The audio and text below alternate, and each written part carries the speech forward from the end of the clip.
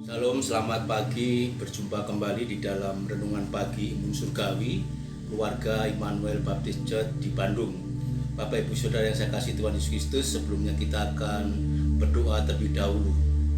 Bapa yang bertata di surga, pencipta alam semesta dengan segala isinya, kami bersyukur dipilih menerima kasih anugerah keselamatan lewat pribadi yang kami kenal, Tuhan Yesus Kristus, Juru Selamat kami yang hidup. Bersyukur berterima kasih karena Roh Kudus yang Kau utus menjadi penolong, penghibur dan kekuatan kami. Itulah yang menjadi langkah-langkah hidup kami mau berkenan kepada Tuhan. Siapkan hati kami Tuhan untuk menerima kebenaran firman-Mu. Ajari kami juga untuk mengerti, memahami, dan siap untuk melakukan firman-Mu. Dalam nama Tuhan Yesus Kristus kami sekalian mengucap syukur. Haleluya, amin. Salam, Bapak Ibu Saudara saya kasih Tuhan Yesus Kristus. Tema hari ini, pagi hari ini saya ambil dari Yakobus 4 ayat 7-10. Demikian firman Tuhan mengatakan, "Karena itu tunduklah kepada Allah dan lawanlah iblis, maka ia akan lari daripadamu. Mendekatlah kepada Allah dan Dia akan mendekat kepadamu. Tahirkanlah tanganmu, hai kamu orang-orang berdosa, dan sucikanlah hatimu, hai kamu yang mendua hati. Sadarilah kemalanganmu, berduka cita dan merataplah. Hendaklah tertawamu kamu ganti dengan ratap, dan sukacitamu dengan duka cita.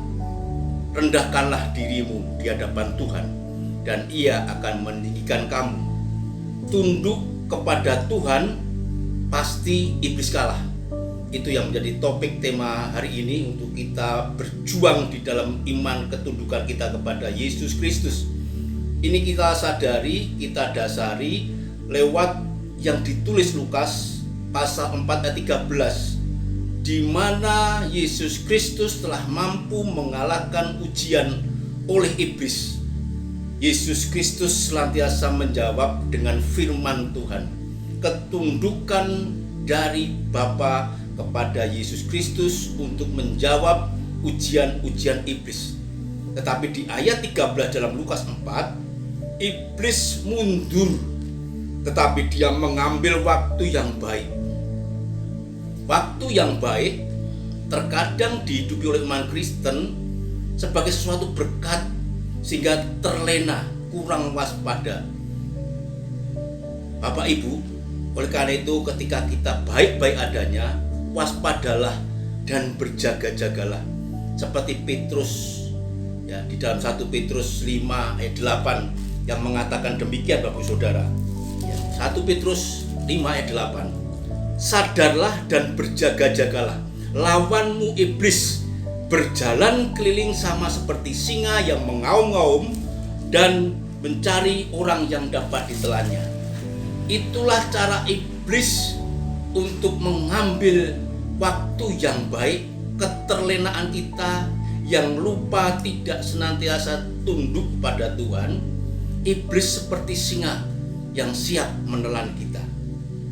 Dan kita juga punya Tuhan yang menjadi kesadaran kita bahwa Tuhan di hari waktunya nanti, seperti yang tertulis dalam Wahyu 16:15, waktu akan berhenti, kesempatan akan berakhir dengan harinya Tuhan. Tuhan mengatakan Dia akan seperti pencuri, Wahyu 16:15. Berarti kalau kita tidak waspada dan berjaga-jaga, kita akan habis kesempatan nikmat kehidupan kita hari ini.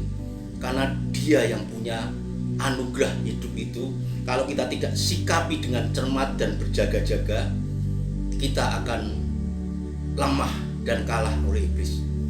Dan dengan firman bahwa Yesus pun nanti datang seperti pencuri, itu menyikapi kita untuk selalu berjaga-jaga dan waspada.